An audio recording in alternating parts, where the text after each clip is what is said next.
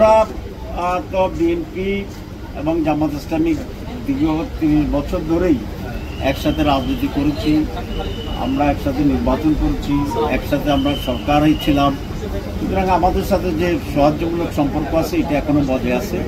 বিচ্ছিন্ন বিক্ষিপ্তভাবে কেউ যদি কিছু বলে সেটা আমরা মনে করি সেটা উচিত না এবং সেটাকে আমরা আমাদের নেই না। আজকে বাংলাদেশের রাজনীতিতে কিছুটা অনিশ্চয়তা যেটা আছে, এটার জন্য আমি মনে করি সকল দলের, বিশেষ করে বড় দলগুলোর ভিতরে একটা পারস্পরিক আলোচনা হওয়া উচিত।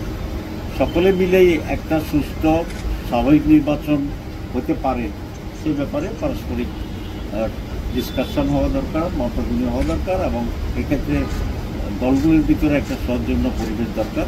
এখন মেজর দল বিএনপি এবং জামাত ইসলামী, এবং সেক্ষেত্রে আমাদের তো প্রতিদ্বন্দ্বিতা থাকতে পারে, কিন্তু সেটা যেন অত্যন্ত সুস্থ প্রতিনিধিত্ব থাকে, একটি হাসি খুশির ভিতরে যেন একটি নির্বাচন হতে পারে, এটা খুব জরুরি।